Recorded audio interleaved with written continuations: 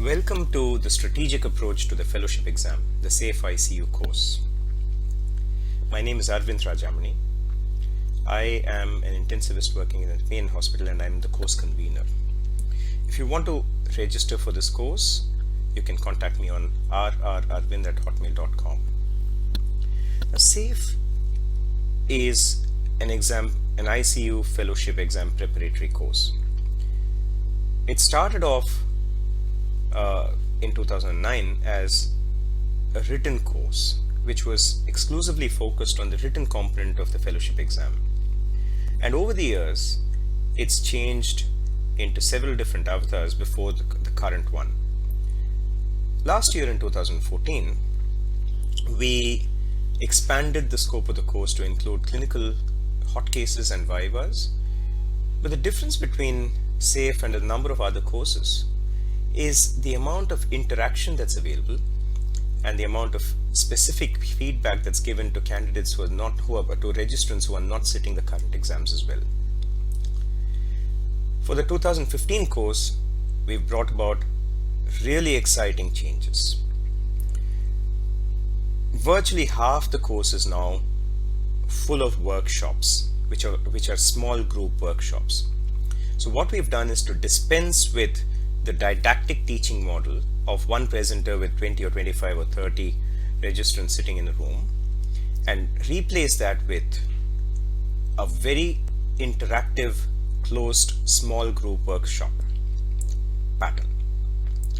Now, in order to cover the didactic lectures as well, we are taking the e-learning pathway. So what you'll be seeing in the next few sections is our PowerPoint presentations by our faculty, and kudos to our faculty for having done a brilliant job in putting these together.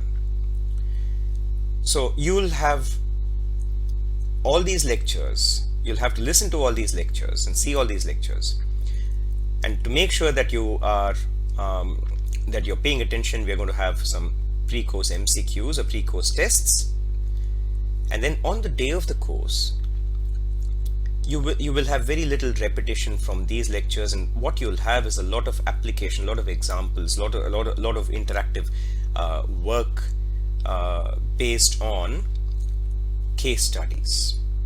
So please pay attention to each of these lectures. They're very, very important. This is the only time you're going to be able to listen, and you can listen to them as many times as you want. Do the pre-course MCQ and then come to the course well prepared. All the best.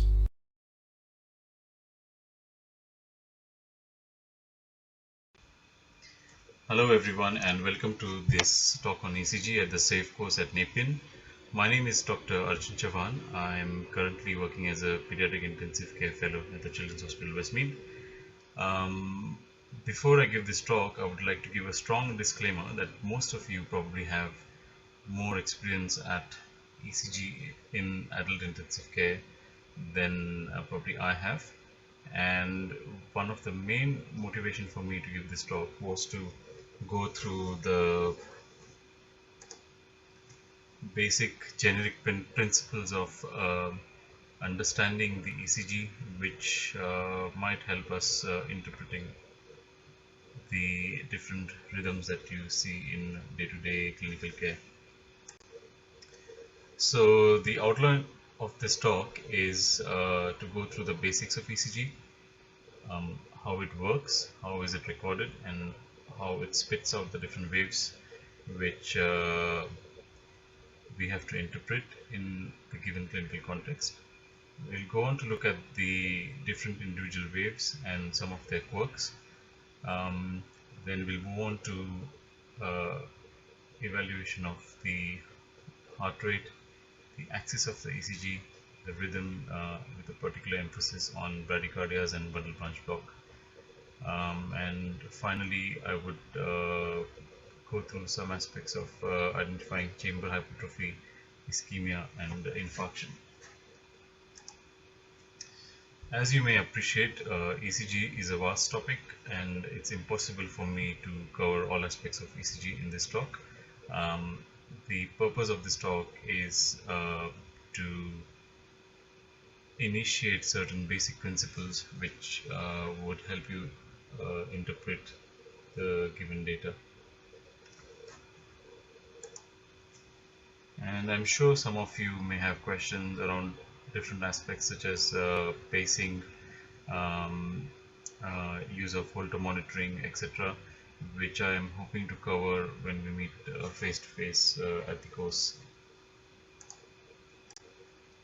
So the way I look at ECG is that it's a fantastic technology invented in 1905, which helps us make real critical decisions even today in the 21st century. And I think of it as a musical story of depolarizations and repolarizations in the cells of the heart along defined anatomical pathways. These pathways form the conduction system from the SA node in the right atrium to the purkinje fibers in the ventricle. As with any energy that flows, the electrical activity in the heart follows a path of least resistance. So the story of ECG in critical care is to find out what has happened to turn this music into noise and where the music might be coming from. I'm making some assumptions throughout this talk, and one of the assumptions I'll make is that all of you are aware of the basic aspects of the cardiac anatomy, the conduction system, and I would want to elaborate on certain aspects which might help us interpreting the ECG in a critical patient. For example, the conduction pathway starts from the SA node to the AV node. The AV node then continues into bundle of His, which divides to the right bundle branch. And as you can see, a majority of the conduction pathway actually goes to the big bulky left ventricle, where it divides into the left anterior fascicle and the left posterior fascicle to form the to complete the pathway. And this is an important aspect we will try and discover later when it comes to bundle branch blocks. I'm sure you're all aware of the Einthoven's triangle and the way standardized format of ECG lead placement is done. Just a quick recap of a few aspects of this which are important to consider while interpreting the ECG. So as you know, the leads are divided broadly along the superior inferior plane and an anterior posterior plane.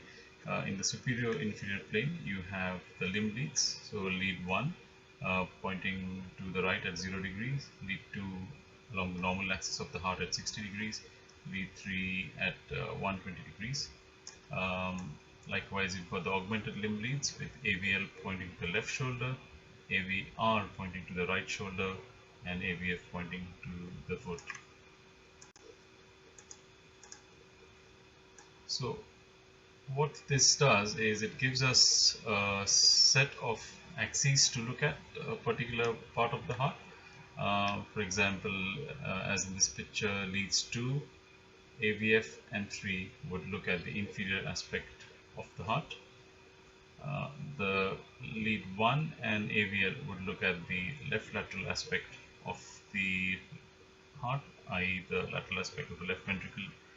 Lead AVR is the only lead which looks at a northwesterly direction in terms of any vector changes in the heart. And coming to the anterior leads, they range from V1 to V6, and in special cases we can also do V7, V8 and V9 leads all the way posteriorly, as well as we can do right V1 and right V2 leads in cases of dextrocardia. The important message from the lead placement is to have it clear in our minds which leads overlie which part of the heart. So for example, V1 and V2 lie directly over the right ventricle, V3 and V4 lie directly over the interventricular septum, and V5 and V6 record the electrical activities over the left ventricle. When it comes to interpreting a case of ischemia or infarction, I think knowledge of these lead placement is really important to have a clear idea as to where the changes might be happening. This is a slide depicting the correlation between the blood supply of the different parts of the heart and the electrical activity that could be recorded from these corresponding parts. I would probably say that this is a key slide for all of you to really imbibe in, and highly recommend spending at least 5 minutes trying to soak this in. The reason I say that is if you know the correlation really well, you can get the diagnosis very clearly, and when you're doing a short answer question, that's probably what the examiners are looking for, that you're able to identify the grossly important abnormalities on ECG which make a change in the management of the patient. For example, if we look at the left anterdescending artery which sits in the interventricular groove, you'll notice that the best way to look at thrombus causing changes in that territory would be to look at the V1 and V2 leads which overlie that directly. You would also notice that lateral leads V5 and V7, V5, V6, 1 and AVL record the lateral aspect of the left ventricle. However, in certain states where the heart might be turned in the chest cavity, you could potentially put in V8, V9 leads to try and get a better idea of the electrical activity that is going on there.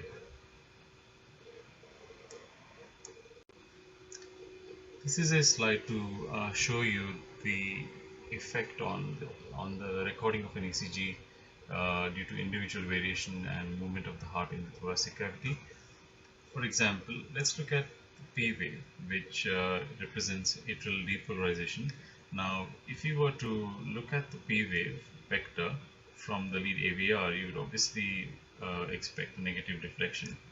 Likewise, when you look at this vector from lead 3 in that direction, you get an initial positive deflection, and as the vector passes by, you get a negative deflection. Now, were this heart to turn a bit anticlockwise in the thoracic cavity, and that can happen, say, during end expiration or a normal variation in a particular person, you would notice that the lead 3 is now actually recording a negative P wave. So these are some of the quirks which we need to bear in mind when we are looking at the ECG, and hence it's really important to look at ECG in the context of the clinical.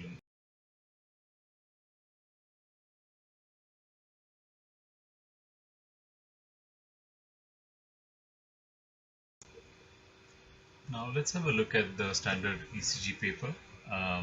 The standard recording happens at a speed of 25 millimeters per second. Hence, one small square, which is this on the ECG paper, equates to 1/25th of a second, which is 0.04 second, and 5 such small squares make up one large square,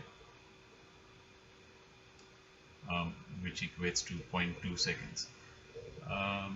Three things which are important to consider with any wave are duration, amplitude, and the configuration of the wave. In certain cases, the paper speed may be increased, for example in tachycardia, to decipher the configuration a bit better. And the isoelectric line is usually taken as a TP segment, so from the end of the T wave to the beginning of the P wave. And this is especially useful when comparing borderline cases of ST elevation or ST depression, as the case may be. Now let's talk a bit on the P wave of the ECG, which is representing the atrial depolarization. The normal values for P waves are about 2 to 3 small squares, which works out to 0.08 to 0.12 seconds. The height of the P wave is less than 2.5 small squares. Now going back to the previous picture, it helps us to remember what the PR interval represents. The duration between the start of the P wave and the start of the first deflection from the baseline after the P wave, and it does not matter if this deflection is positive or negative. Normally this interval would be between 3 and 5 little squares, which equates to 0.1 to 0.20 second. And the importance of the interval lies in diagnosing any delay between the conduction from the atria to ventricle, um, often as an early indicator of a heart block that may be happening. Q waves represent septal depolarization on the ECG. I often find Q waves a bit tricky when it comes to interpreting the ECG. That's because Q waves are not always present. They can often be regarded as normal if they appear only in lead 3 or in lead AVR, the leads which are directly looking over the septal part of the interventricular septum. In the other leads, they can be regarded as normal when they are either less than 1 millimeter wide and 1 millimeter deep, or when they are less than 25% of the R wave size within that electrical complex. I find this rule of thumb of quarter of the R wave size quite useful as a aid memoir.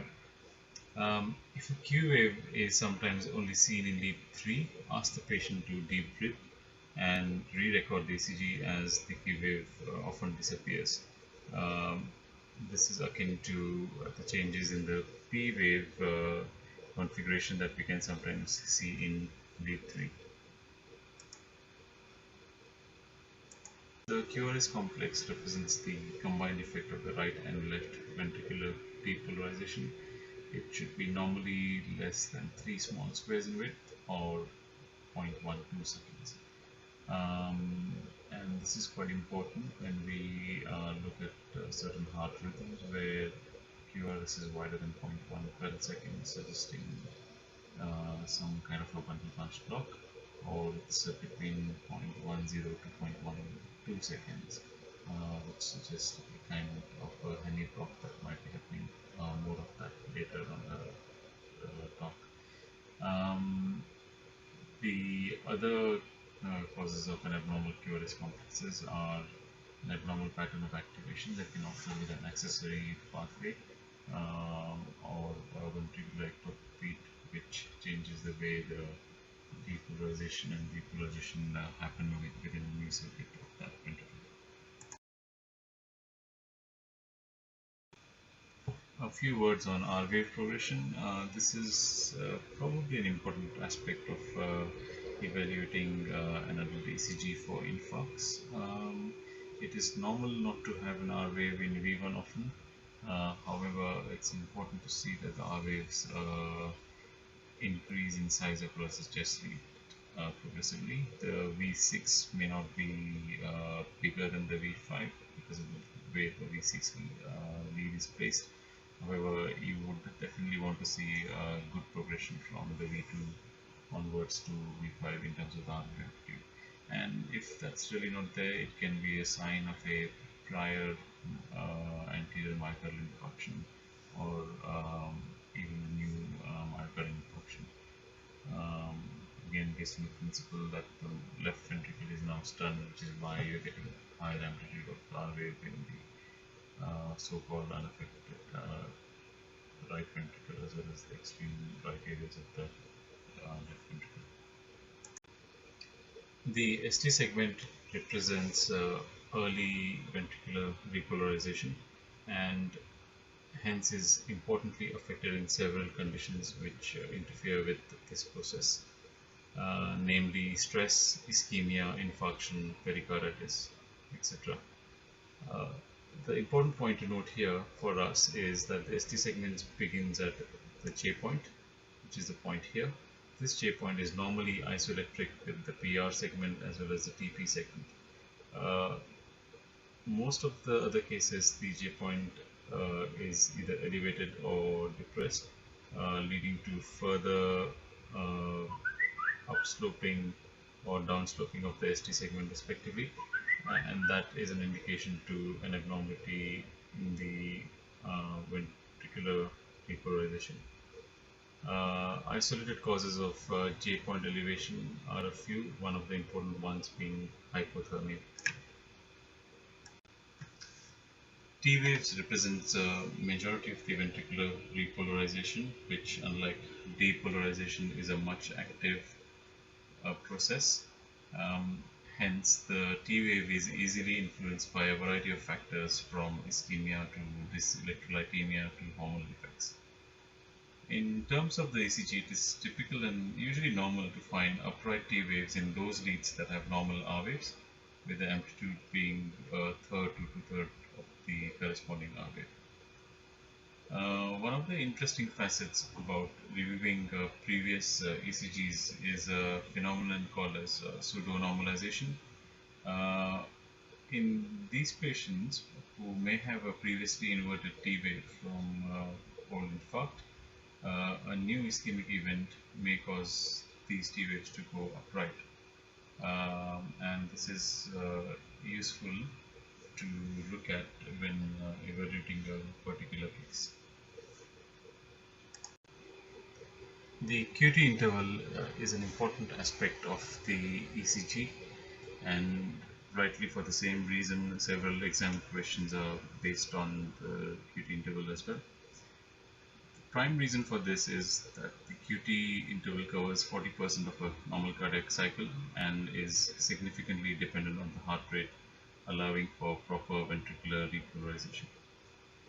Several drugs and toxins affect this aspect of the cardiac cycle, and hence changes are seen in the QT interval. So what's a normal QT interval? Basically, it's the interval between the beginning of the Q wave till the end of the T wave, and it's usually less than 0.45 seconds. One of the important aspects is to calculate the QT interval using the Bazet rule, which is the measured QT interval divided by the square root of the RR interval to give a corrected QTC, which is often dependent on the level of calcium available in the myocardial sarcolemma. However, it's not always easy to calculate Bazet rule when you're answering a short answer question, and I often find an easy rule of thumb is to see that the QT interval is less than half the R2R interval for any two successive complexes of the ECG. Now let's look at various methods to calculate the heart rate. It's essential to see if the rhythm looks regular, if it's very fast, or if it's slow and irregular. Once you've established that, then there are certain rules of thumb which are quite useful, and if you read the different texts, there are furthermore different methods.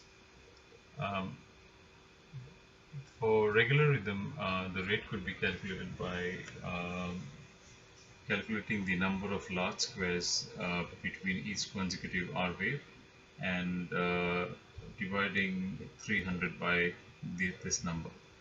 For very fast rhythms, we can calculate the number of small squares between each consecutive R waves and divide 1500 by this number.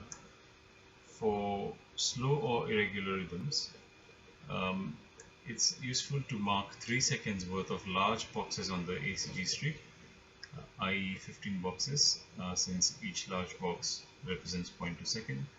Now multiplying this number by 20, that is 3 seconds by 20, gives you the rate in beats per minute. For example, if we see 5 QRS complexes in 15 large boxes, that gives us a rate of 100 per minute. This is just another picture to have a quick calculation of the heart rate. For example, one could mark the number of large boxes after the origin of the QRS complex there. So the first box would be a rate of 300, i.e. if the next QRS came at the end of the first box, the rate would be 300, second box 150, third box 100, and so on. Other way in terms of recording the rate for irregular rhythm, if we do not see the number of complexes uniformly across a 3-second interval is to calculate over 6-second interval and then multiply by 10. Various ways, choose one particular way and stick to it, and you won't go wrong. The ECG axis of the heart represents the sum of all the electrical vectors playing their part. As you know, the left ventricle is a predominant chamber, and hence the normal axis is a QRS axis, which usually lies between -30, represented by the AVL lead, and +90, represented by the AVF lead. So you would expect an upright QRS across leads AVL 1, 2, and AVF. Left axis deviation is a predominant QRS axis that is less than -30 degree. If the QRS axis is between -90 and +180 degree, it's an extreme axis deviation, so it could be a far left axis deviation or a far right axis deviation. And the right axis deviation is a QRS axis greater than 90 degree. It's extremely uncommon in adults to have a right axis deviation. It usually implies that the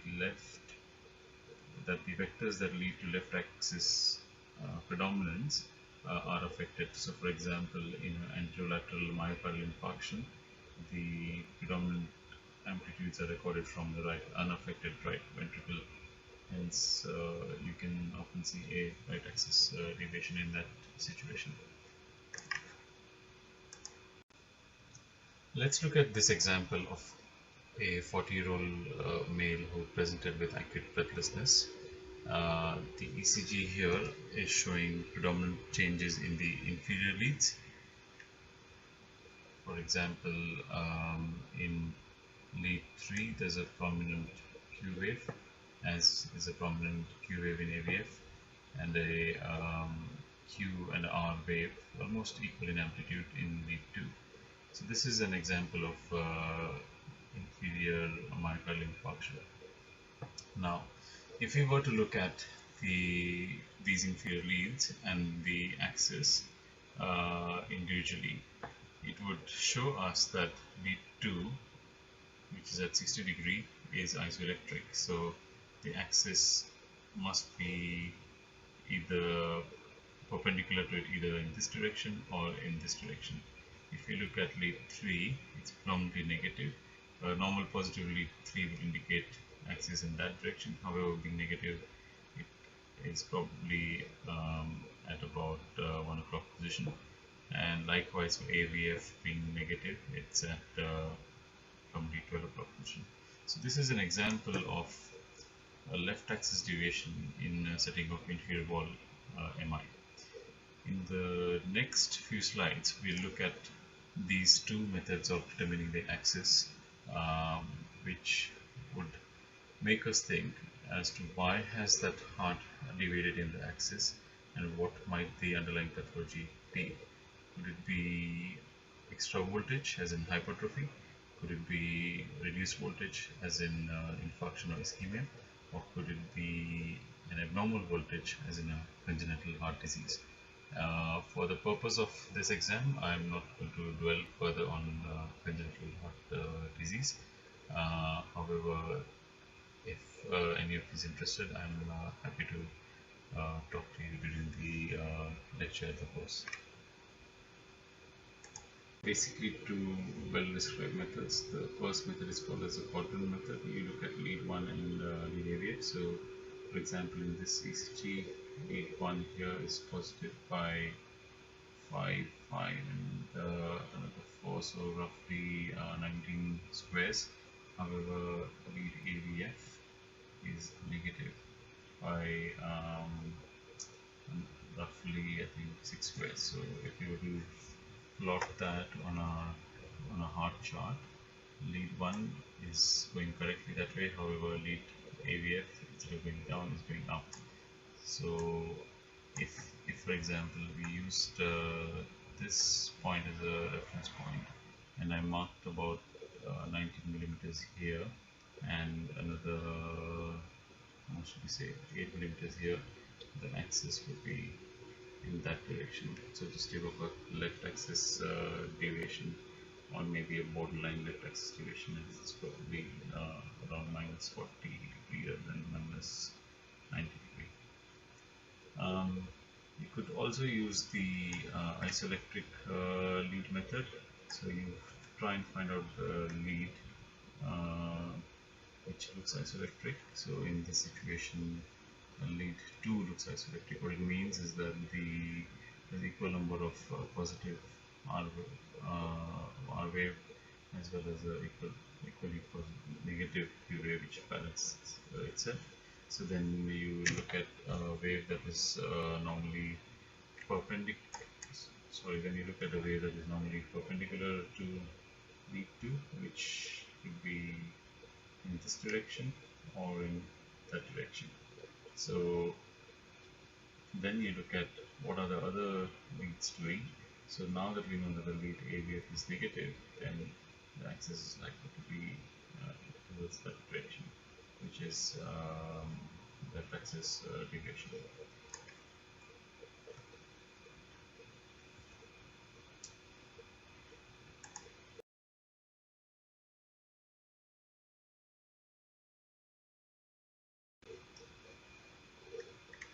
Okay, here we go. I'd like you to have a look at this snapshot. It's a ECG sensitive of ventricular tachycardia.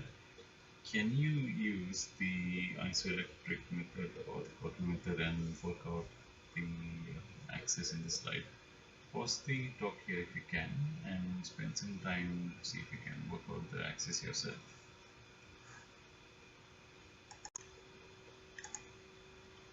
Okay, now that you've had some time to try and work out yourself, let's do it together. So let's look at the Courtney method, which looks at lead 1 and lead AVF. So lead 1, what is it? Predominantly negative. That way. Lead AVF. Again, predominantly negative that way. So lead 1 is negative, lead AVF is negative, so the axis has to be an extreme axis deviation. Now let's see if we can work it out with the isoelectric lead method. So let's try and determine which is the most isoelectric lead. So just glancing through all of these, you can make out that there's a positive up and maybe almost equally down negative here. So AVL we could consider as isoelectric. So the AVL lead is normally there, so it has to be something 90 degrees to AVL, so either in that direction or in this direction. But now that we know that the AVR is actually recording a positive QRS, normally it's negative because the normal axis of the heart is that way, but it's now recording it as positive in this way, in this direction. Then by definition of the isoelectric method, the axis deviation is that way. So again, an example of extreme axis deviation, and this is happening with the ventricular tachycardia. So you can use both the methods to try and determine what the axis might be. It does take a bit of practice. Does feel scary at the start. It certainly did to me, but I think breaking the ECG down into its components and applying the general principles often makes life a bit easier. If it's regular with occasional irregular beats, or is it totally irregular? And the examples of regular rhythms would include supraventricular and non-supraventricular. By this, I basically mean AV node and above, and kind of bit of AV node and below towards the ventricle. So the supraventricular examples would be all the sinus gradient rhythms, atrial flutter. Remember, atrial flutter is regular, not irregular, as we'll talk about that a little later. Again, paroxysmal or ectopic atrial tachycardia, also called as PAT, and paroxysmal supraventricular tachycardia, also called as PSVT. The non-supraventricular rhythms that originate from the avial junction or the ventricular tachycardia itself, which can be regular. Then you have the regular with occasional irregular beats, such as sinus rhythm, with the irregular beats being atrioventricular ectopic or multifocal atrial tachycardia, also called as MAT and MAT. They can also be totally irregular, such as in atrial fibrillation or even sinus rhythm with very frequent ectopic beats. Obviously, the most important one, atrial fibrillation. One can further divide the tachycardias into narrow complex of supraventricular in origin, and there's a whole list of that. Again, as we spoke earlier, regular and irregular, and these are basically along the anatomical pathways. So let's look at the atrial one. I'm happy for you to skip this slide if you find it a bit boring, but as a pediatric intensivist, I think this is quite useful for us when we manage patients with conduction blocks post heart surgery to find out what the level of lesion might be. So atrial sinus tachycardia, atrial tachycardia, atrial flutter, inappropriate sinus tachycardia, and sinus node re-entry tachycardia. Amongst the irregular rhythms would be atrial fibrillation and atrial flutter with a variable block, weakly irregular, or multifocal atrial tachycardia. And the AV nodal or atrioventricular would be atrioventricular re-entry tachycardia, AV nodal re-entry tachycardia, and automatic junction tachycardia. Again, I know these are technical terms, but feel free to skip them. Might just be useful to know that they exist.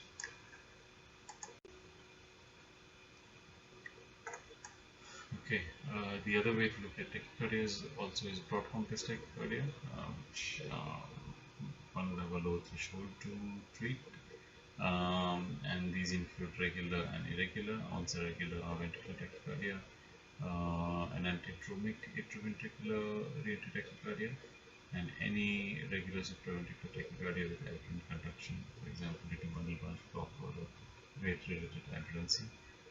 The key thing, though, is that all regular broad complex tachycardia should be considered to be a ventricular tachycardia until we have proven otherwise, for obvious reasons. Irregular rhythms would be ventricular fibrillation, a polymorphic VT, Torsades-du-Pont, and AF with Wolff-Parkinson-White syndrome, and basically any irregular supraventricular tachycardia with an aberrant conduction, which can also be irregular. Okay, so this is a slide to show the difference between junctional and non-junctional supraventricular tachycardias. So basically, in a supraventricular tachycardia, the re-entry circuit is within the AV node. Hence, you won't often see the P waves; they will be buried in the QRS. In a non-junctional tachycardia, for example, in a Wolff-Parkinson-White syndrome situation where there's a accessory pathway, the re-entry would be via an antegrade conduction along the accessory pathway. Hence, the P waves may be seen between the QRS, and because of the same reason, because it doesn't have to deal with the delay at the AV node, you would have a short PR and a slowed up stroke of the R wave, also called the delta wave. I'll remember to show this on a piece of whiteboard, or on a whiteboard, sorry, rather than actually in this talk, because I just find it easier to do it that way. And also moving on, if there's a retrograde conduction, then no changes are seen on the surface ECG, and it's a concealed pathway. Now, what's really interesting is what happens when the patient with a Wolff-Parkinson-White goes into atrial fibrillation, and the atrial fibrillation waves go on rapidly down the accessory pathway. It basically causes an aberrant ventricular conduction, leading to a wide complex TRS tachycardia. So unless you really know that the patient is known to have had an aberrant ventricular conduction, it's important to realize that all the white complex tachycardia should be considered as VT unless proven otherwise. Okay, so now let's go through a series of slides for you to probably skip through even, or just revise yourself or familiarize yourself across regular rhythms and irregular rhythms. So we've spoken about them. So sinus tachycardia, sleep, atrial flutter, so rapid flutter waves, and then an irregular ventricular response, and so on. A bit about atrial flutter. So these happen from re-entry mechanisms within the right atrium. Hence, they are often regularly irregular with an atrial rate of 300 and a corresponding ventricular rate of 150. That's assuming an intact AV node. However, if the AV node is diseased, so one often finds that the ventricular rate can drop to about 100 or 75, corresponding to a 3:1 or a 4:1 conduction across this slower AV node. It's interesting that atrial flutter is theoretically less dangerous than atrial fibrillation, as there is at least a regular, although suboptimal atrial contraction compared to none in atrial fibrillation. Sometimes if the flutter waves, which usually give a sawtooth appearance, are not obvious, the diagnosis can be made by increasing the atrioventricular block, for example with adenosine, to reveal them. This slide shows the importance of carotid massage to distinguish between the two types of supraventricular tachycardia. So for example, in the classical paroxysmal supraventricular tachycardia, the vagal stimulation will increase the refractory period for the electrical impulse at the AV node, and hence you can see a slowing of the ECG complexes. However, in a rare form of supraventricular tachycardia, also called as the paroxysmal atrial tachycardia, there are several pacemakers within the atrium which fire discretely and are able to run the impulses across the AV node without any hindrance. In this situation, even doing a carotid massage will not slow the rate down. One of the most important regular rhythm after the sinus rhythm, I guess, is a ventricular tachycardia. The key difference being that it's a broad complex tachycardia. It's often associated with a pulse, but may also be a pulseless ventricular tachycardia, and it underlies the importance of feeling the pulse in terms of the ongoing management between either drugs or shock. An accelerated idioventricular rhythm is usually seen in the setting of an acute infarction, that this often represents an escaped ventricular focus, often at a rate of 50 to 100 beats per minute. When the rate is less than 50 beats per minute, it is simply called as an idioventricular rhythm. One of the common types of irregular rhythms are the premature ventricular contractions. They are often innocuous, however can be significant in the following settings, as they can set off a ventricular tachycardia. One, if they are frequent, usually with runs of more than 3 in a row. If they are multiform, if they fall on the T wave of the previous beat, the so-called R on T phenomenon, which can, as illustrated in this ECG, can often lead on to ventricular tachycardia, and PVCs that are happening in the setting of acute myocardial infarction. One of the most common and frequent rhythms that you would encounter in the ICU setting is the atrial fibrillation. It's seen in 12% of people over the age of 75 years and is estimated to cause 15% of all strokes. And ECG of atrial fibrillation has no P waves, obviously, because of small frequent fibrillation amplitudes within the atrial muscle. and are often associated with irregular QRS complexes based on certain impulses chaotically crossing the AV node to then activate the ventricle. While in most cases of atrial fibrillation, we can take our time to slow the rate down and treat the underlying cause, there are certain situations when an atrial fibrillation can be uh, quite dangerous. For example, with a bundle branch block, the atrial fibrillation may mimic a plot complex tachycardia, which is irregular, and it's important to differentiate this with ventricular tachycardia, which is regularly irregular. Um, Also, in situations of an accessory pathway being present, an atrial fibrillation can quickly have an antegrade conduction through the low resistant antegrade conduction pathway and can quickly change into ventricular tachycardia or even ventricular fibrillation. You may be surprised to note that I have again included ventricular tachycardia under irregular rhythm, and this is to illustrate the point that they are irregular in shape, although they are regular in rate. And by definition, they are a run of more than three premature ventricular contraction. Ventricular fibrillation, I'm sure we all know, these are rapid, wide, irregular ventricular complexes which occur from bizarre activation of different foci within the ventricles and are associated with a loss of cardiac output due to ineffective ventricular pump function.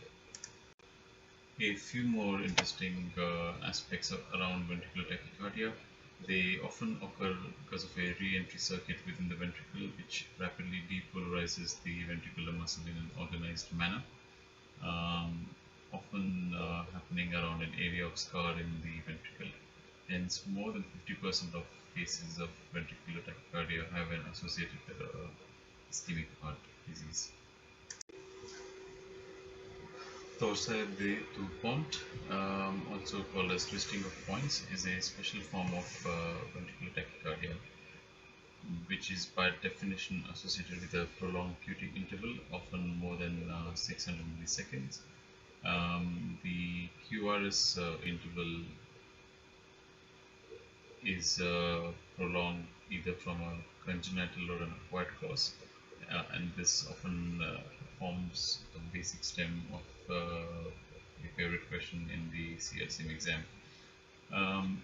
The QRS amplitude seems to swing along a baseline isoelectric line with frequent changing in axis and amplitude.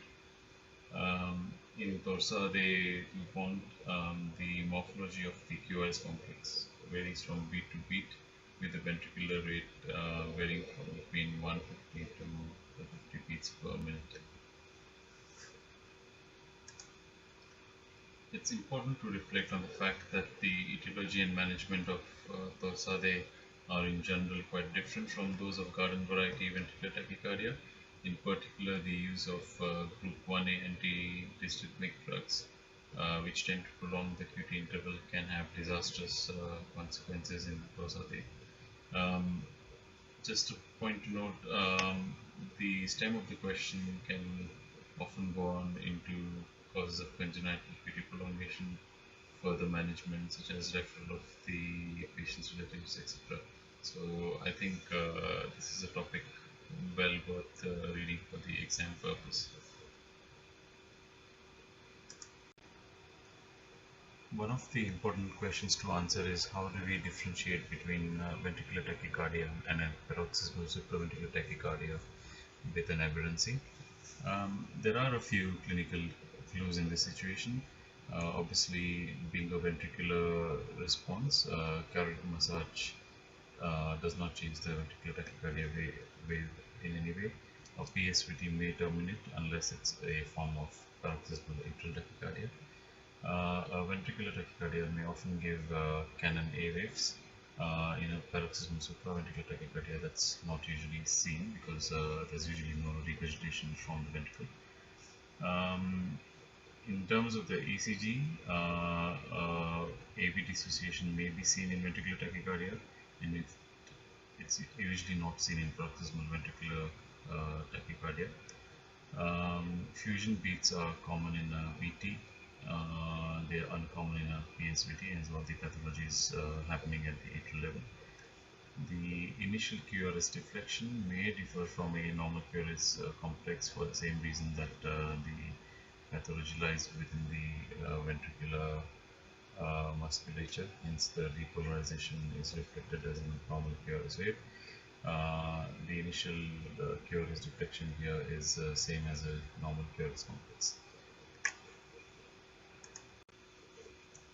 So what are the 4 magic questions to get your rhythm right? I found this approach quite useful from the book ECG Made Easy. So the first question to ask is, are there any P waves? If they are they normal? Second, are there any QRS complexes which are narrow or wide? Once we can answer these two, this will help us distinguish between supraventricular and ventricular causes of rhythm abnormalities.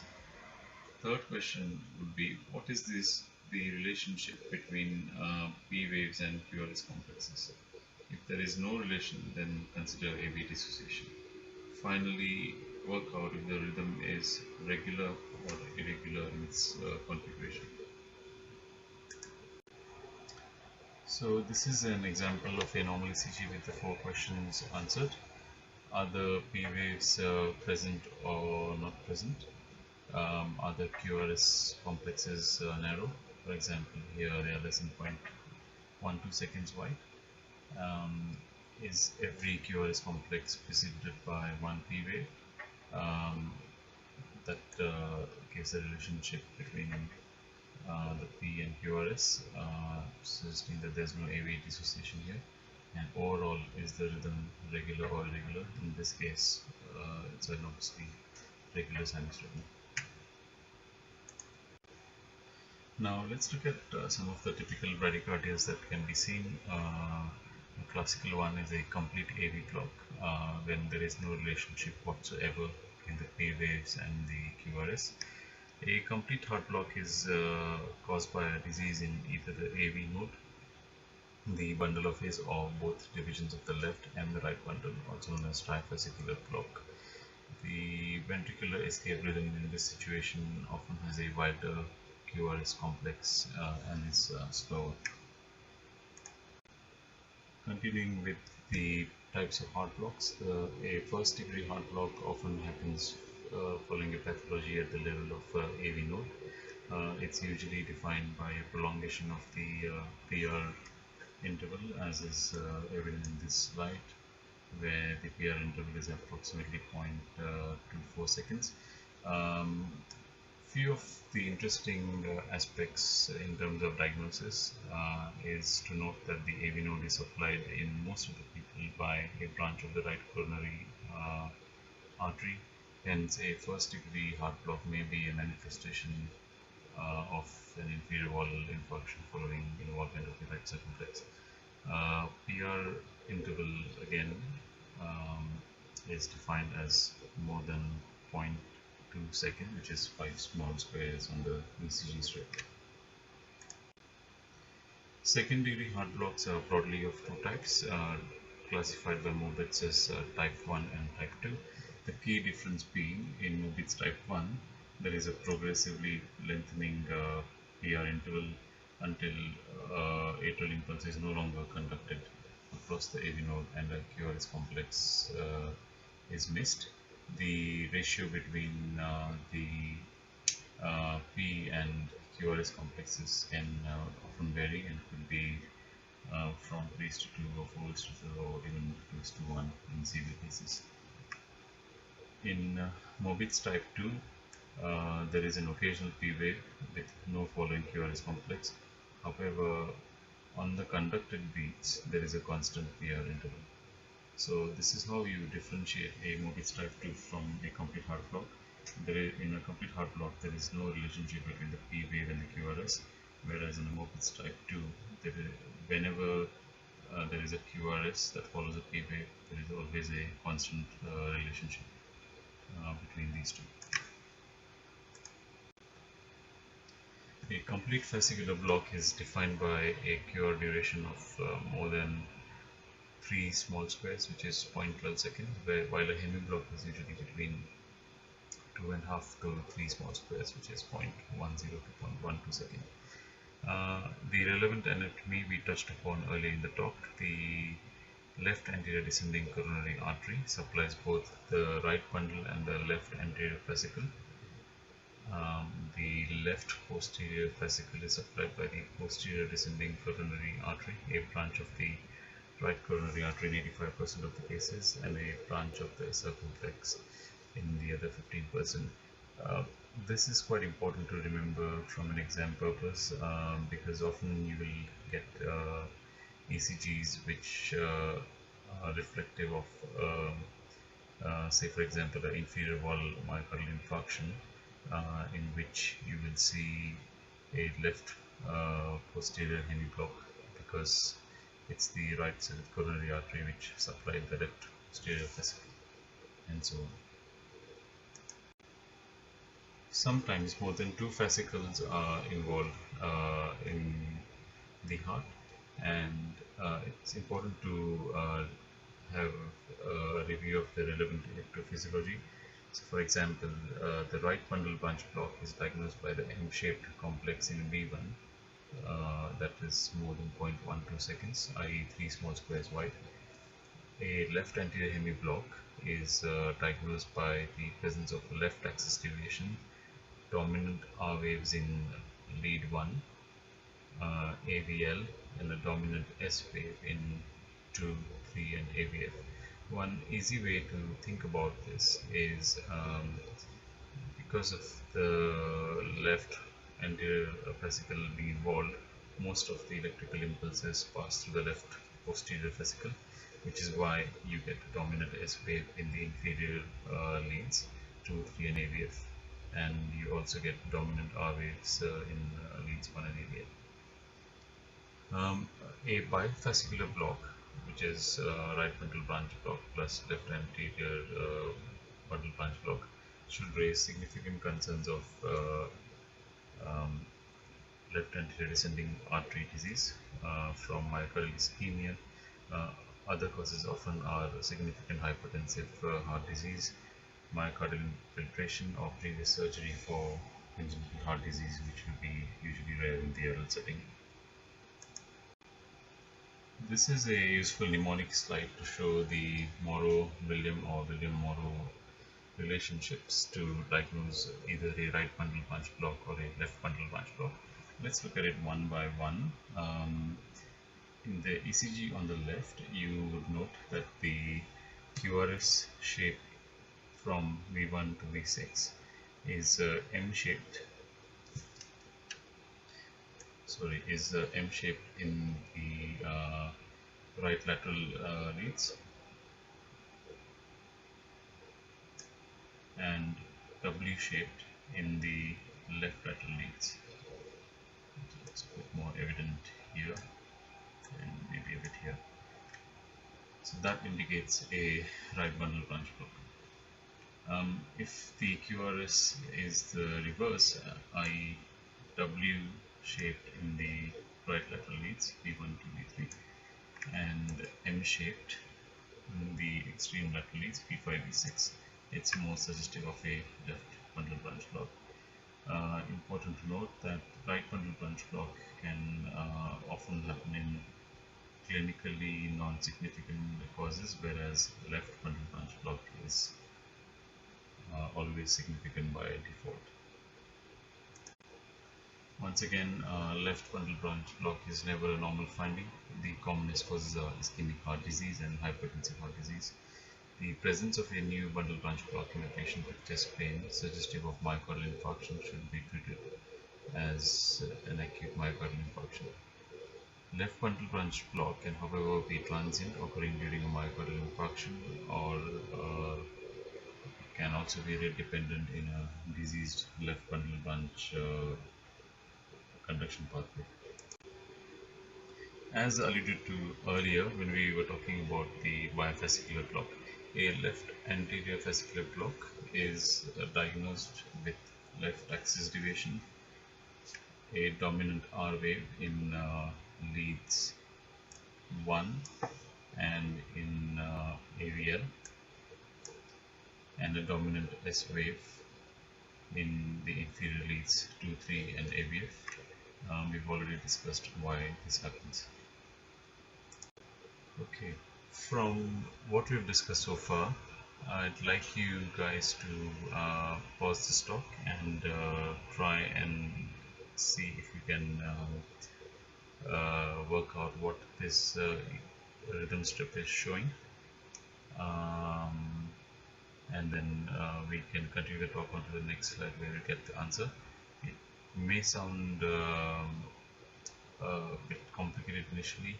However, my suggestion is to try and work out whatever you can and write down in points as to why you thought so, and it will be a good exercise in terms of trying to answer any sort of tricky ECG that might be there in the exam. One of the clues to start with for this particular ECG would be to look at the rhythm strip in terms of rate, regularity of the waves, the configuration of the complex, and obviously the duration.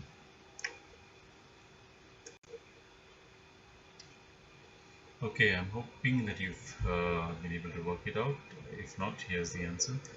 So let's go at this ECG strip in a step-by-step format. The left side represents atrial flutter waves.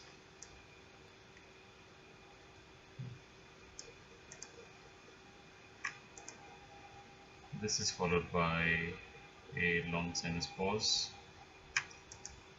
which then leads to an idioventricular rhythm. There are some P waves which are not conducted, and the ventricle gives its intrinsic rhythm, followed by another sinus pause, another idioventricular rhythm, and then followed by sinus rhythm. This is a tachycardy syndrome, and the upshot is that this condition needs a permanent pacemaker. Let's talk about the changes in ECG which happen with chamber enlargement and hypertrophy. It's important to realize the difference between enlargement and hypertrophy. Enlargement often causes a change in the duration of the wave representing that chamber because of stretching of the muscle. And hypertrophy generally indicates a change in the amplitude more than the duration, but often there is both enlargement and hypertrophy, hence you would get the changes in the duration as well as amplitude. One of the examples could be the wave of P mitral, where we get a biphasic P wave, so there is increased duration and a change in the configuration of the P wave, mainly from the enlargement. And we will look on some examples of ventricular hypertrophy to talk about the voltage changes there.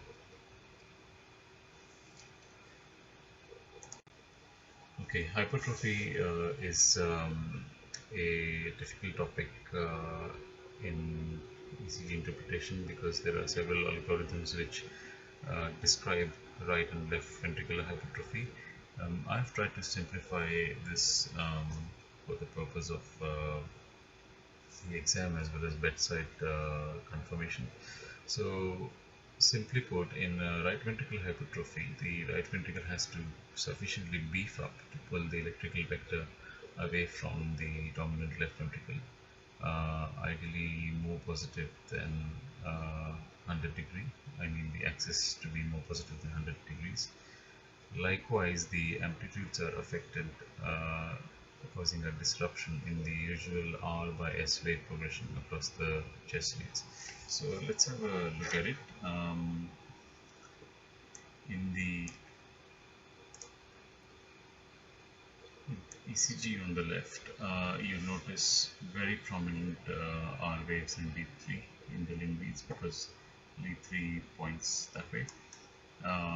the lead 2, which points this way, the vector is almost perpendicular, hence giving almost an isoelectric R and S wave amplitudes there. Likewise, lead AVR, which looks at the vector from that direction, will also show a prominent Q wave pattern there, which is normal in this case, does not suggest an old myocardial infarction.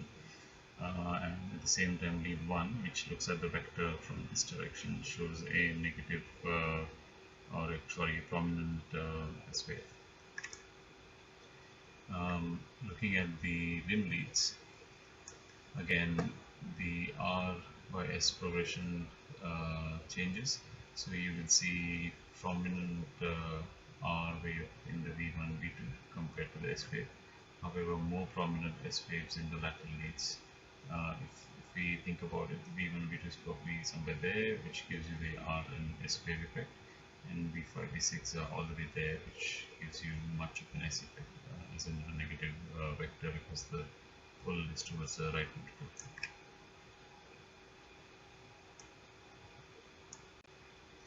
Okay, coming to left ventricular hypertrophy, the left ventricle is essentially well represented by the chest leads V1 to V6. So if you look at the negative waves in V1, V2 and the positive waves in V3 to V6, which is why we also see changes in the chest leads when it comes to the common presentations like myocardial infarction. So again, reading through literature, there will be various criteria.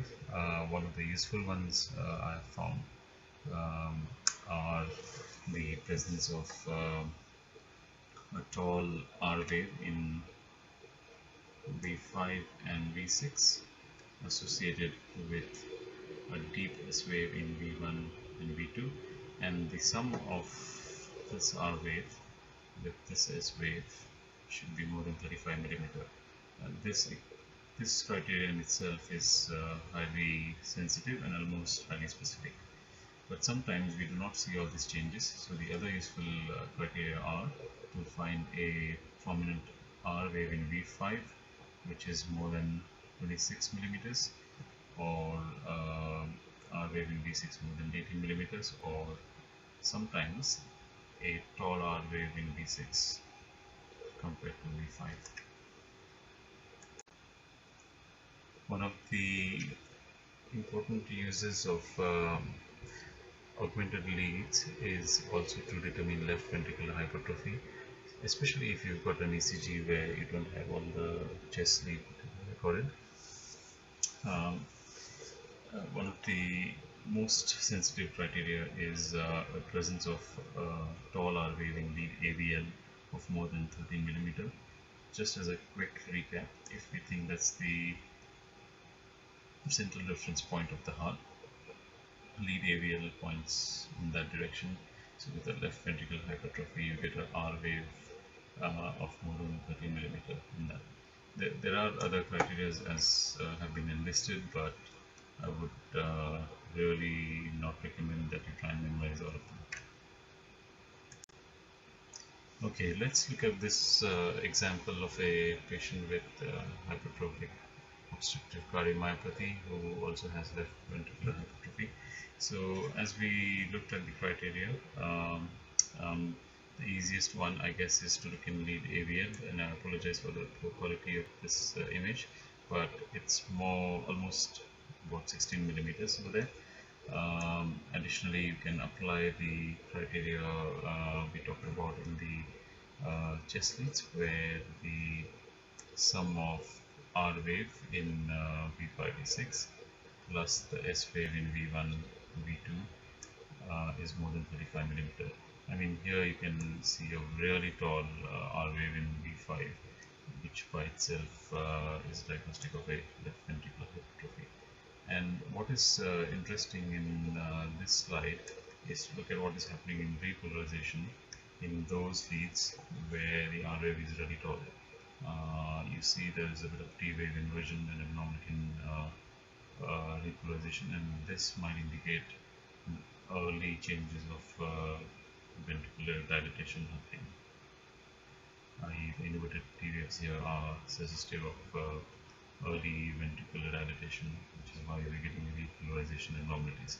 If it's a pure hypertrophic state and at the onset, then you will generally just get tall R waves with a normal looking T waves. If the T waves start to invert, you need to question why is the T wave inverting. Is this an ischemic problem where there's not enough blood supply for the relative mass of this hypertrophic ventricle, or is this ventricular dilatation?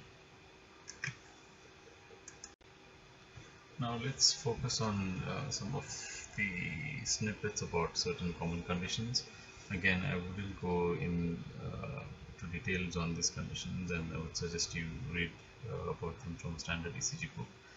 But a few points that I'd like to make are: we often see ST depression with several conditions. For example, ischemia is common, as well as other situations such as use of digitalis or during left ventricular hypertrophy. So how do we differentiate between the ST depression that we see with the drugs and with ischemia? In a classical ischemia, the ST depression is usually quite deep. And if we look at the configuration, the ST segment is more downsloping right from the start, and often there are definitive symptoms of increasing pain with exercise. The other useful thing is to note the presence of T wave inversion, as we saw earlier in that example of outcome with left ventricular hypertrophy. Concomitant T wave inversion often points to the fact that this is an ischemia that is causing the ST depression and may herald likely progression of myocardial disease. Now, moving on to myocardial infarction, the diagnosis of myocardial infarction is reached on an ECG by the presence of characteristic convex upwards ST segment elevation. There are defined criteria for the diagnosis of myocardial infarction on ECG based on the part of the heart involved. For example, in an inferior infarct, the leads you would look at would be the inferior leads 2, 3 or AVF, and here you need a 1 millimeter ST elevation to be sufficient to diagnose the infarction.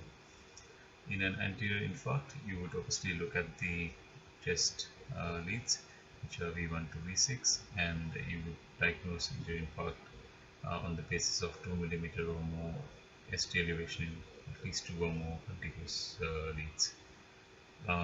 Likewise, a lateral infarction is diagnosed on the leads V4 to V6, where you will see a 2 millimeter or more elevation. So in summary, 2 millimeters for chest leads and 1 millimeter for limb leads. To diagnose a posterior infarction, we often don't see ST depression changes. What you need to look at is reciprocal waves to the posterior infarction, i.e. we would see tall R waves in V1 with the absence of right axis deviation, which is seen by ventricular hypertrophy, where there is right axis deviation plus a tall R wave in V1. In posterior infarction, in the acute stages, there may be ST depression in V1, V2. This is actually suggestive of a ST elevation posteriorly. An easy way to understand this is again to look at the ECG topogram that we saw earlier and working out how the electrical vector will be going away from V1 and V2 because it's posterior, i.e. suggesting ST elevation at that level.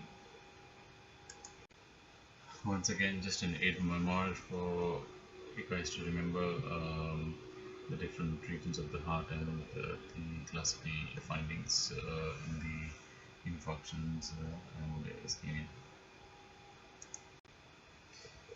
ECG evolution in myocardial infarction is an important topic for the purpose of the exam.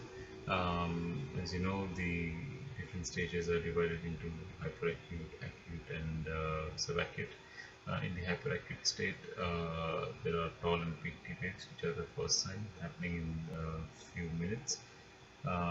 This is followed by ST elevation, which can last from a day to up to 2 weeks.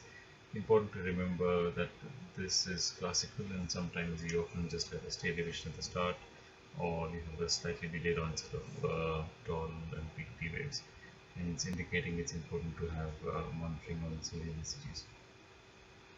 And ST elevation which persists for more than 2 weeks suggests ventricular aneurysm. The infarction also leads to re-polarisation changes in the ECG, and this is how I would suggest that when you look at any ECG, you look at the depolarisation changes as well as the re-polarisation changes, because that's what the infarction will do. It will affect both the aspects. So when we look at T waves, they start to invert from 1 to 3 days after the infarct has developed, and can persist as inverted T waves for up to 2 weeks. Q waves start to develop from 24 hours onwards and are regarded as a sign of transmural infarction. They persist indefinitely in 75% of patients. Again, this becomes a easy scoring short answer question point, where you can point out that there is presence or absence of T waves, which is indicative of a transmural infarct. And as you know, if the infarction is transmural, then often that's associated with a increased chances of pump failure, i.e. the critical care management is then based on the possible for inotropic support. There are other signs of there are other types of infarcts where there's no Q wave changes, called as non-Q wave infarction, which basically suggest just some subendocardial involvement. Okay, let's start looking at some classical sites. So looking at this ECG of anterior myocardial infarction, we defined the anterior aspect of the heart to be seen mainly along the leads, the chest leads V1 to V4. So here you can see in lead V1 there is some ST elevation query, definite ST elevation in V2, definitely more than V2, and as we progress there's ST elevation in V3, V4, a little bit less in V5, and a little bit less in V6, although these two are also significant. So this indicates global anterolateral wall myocardial infarction. And along with this, you'll notice that there are hyperacute T waves. So this is a very recent onset myocardial infarction, which means that it needs to be acted upon immediately, and often your CISM questions are based on stems like what would you do next, i.e. suggesting the golden hour period, the management with a PCI strategy or a non-PCI strategy if the patient is more than 4 hours away from a PCI center. So it's a good idea to start looking at ECGs as you prepare for exams and try and guess what will be the next question asked on the basis of the ECG. Okay, so let's have a look at this ECG. Here the ECG is showing ST elevation mainly in the inferior leads, leads 2, 3 and AVF. So we defined inferior infarction as ST elevation by just more than 1 millimeter, and here you can see it's clearly increased about 2.5 millimeters if you think that's the isoelectric line.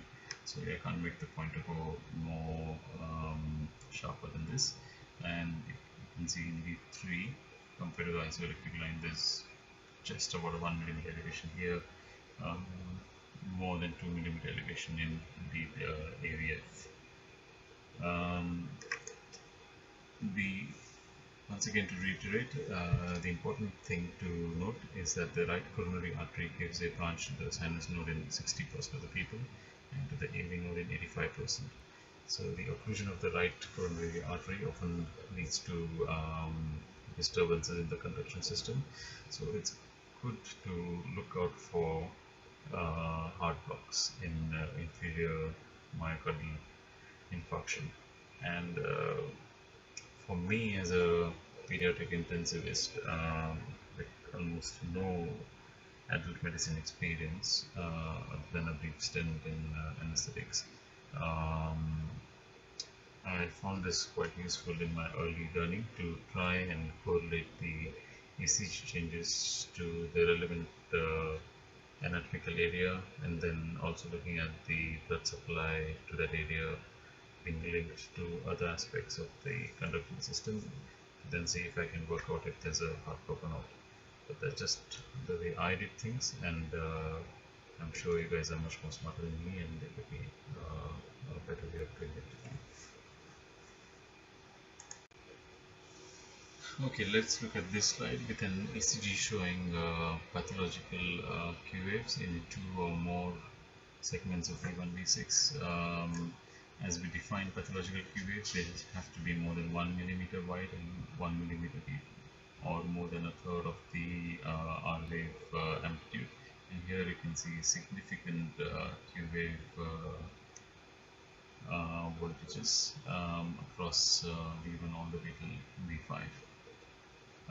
Q wave often indicates left anterior descending artery disease, and having Q wave in V3, V4 implies that the LAD is involved, which again implies that the left ventricular ejection fraction is less than 40%, which implies that there's a high risk of ventricular tachycardia. Okay, now let's look at this slide, which is suggestive of acute inferior-posterior infarction. Now that we've progressed in this talk this far, I would like to suggest to start looking at the diagnosis in terms of whether it's acute or old, the anatomical area, and then whether it's an infarction or ischemia. Cursory look at the ECG initially might suggest that there are significant ST depressions in leads V1, V3, V2, V3, and V4. However, this just means a selective ischemia at the anterior chambers of the heart, and also some ST elevation here in lead 2, lead 3, and lead AVF. It's important to remember, however, that the ECG leads are looking at the electrical vector. So what it's actually representing here in V1 to V4 is ST elevation posteriorly. The tall R waves that occur after an acute posterior myocardial infarction are therefore of the same significance as Q waves in the anterior wall infarction. It is very unlikely that we are having acute ischemic events across lead 2, 3, and AVF, and angina-like effect in the chest leads. So this can be a catch situation. When we have a look at the significant ST depression, you might think it's ischemia, but it's quite likely to be reciprocal changes, and these are marks to be one when you answer your short answer questions. Let's look at this slide now, how it differs from the previous.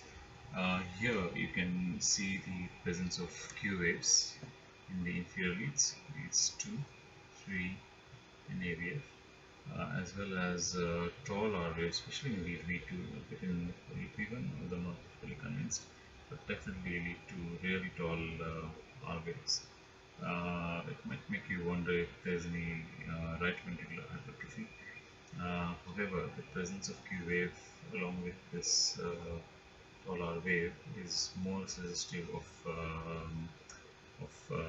old inferior posterior infarction. The R wave here is representing a Q wave equivalent as a reciprocal change in the V1 V2 leads. So someone might argue, why can't this be a right ventricular hypertrophy? Now, right ventricular hypertrophy, as you know, is usually associated with the right axis deviation, and if you were to calculate the axis here, lead AVF is negative, which means if we use this as a reference point, lead AVF is negative, so that's that way, and lead 1 is positive using the Barton method, so the axis is here, which is a left axis deviation. So you really can't have a left axis deviation in a right ventricular hypertrophy based on the fact that the R waves are taller than V2, V3. This underlies the importance of working out the ECG in step-by-step manner, trying to remember your underlying anatomy and electrical axis, and then trying to give the diagnosis. Again, the reason I'm elaborating on these points is the whole purpose of my talk was to bring forward, I guess, the difficulties I had learning ECG at the bedside, and trying to bring in some generic places, generic tips to try and lead you to the right diagnosis. Okay, so this is an example of a subendocardial or a non-Q wave infarction. So let's look at the ECGs in general. So here you will note some T wave inversion in V1, V2, all the way from V4, V5, and V6. A little bit of IST depression, but nowhere do we see any Q waves that are permanent. As we discussed earlier, a little bit of Q wave in lead 3 is often normal, so I wouldn't rate that as a normal, and you should really have Q wave normality in at least 2 continuous leads. The other thing to note is the R wave progression is not really affected from V1 to V6, as in there is a QS wave here in V1,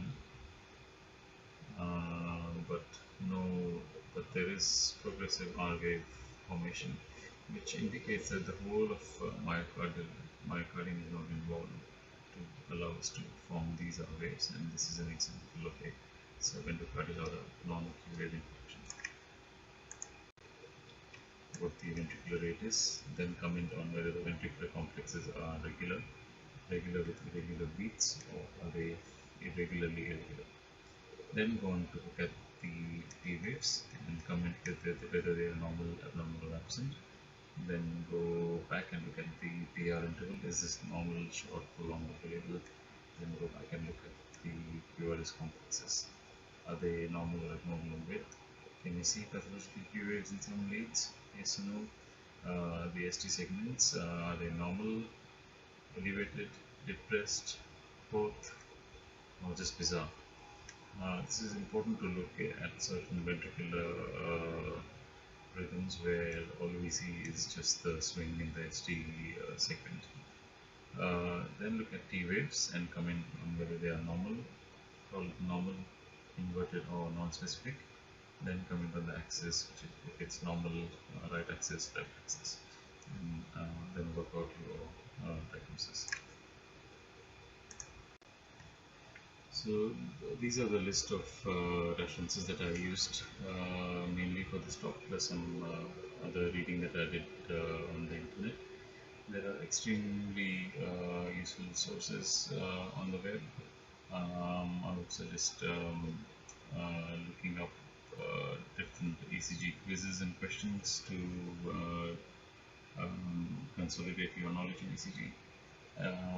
I'm also aware that I haven't covered every aspect of ECG in this talk, namely electrolyte disorders, some long QT syndromes, Wolff-Parkinson-White aberrancies, and pacing. I'm hoping to cover some of these aspects during my face-to-face meeting with you guys.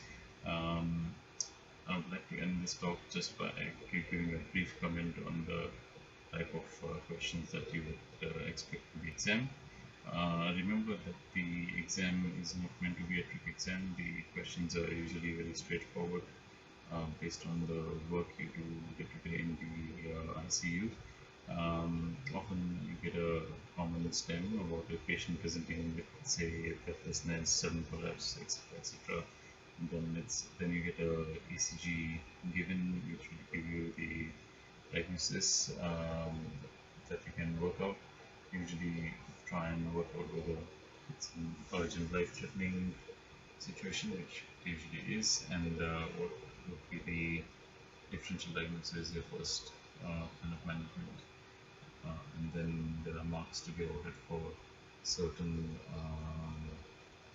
diagnostic criteria that you can pick up on the ECG. Coming from a pediatric intensivist who barely has much knowledge of adult ECG, I'm hoping that raising this genetic talk would be useful in terms of your preparation, would be useful as a late memoir. I hope to see you all at the SAFE course at Nepean Hospital. Thank you.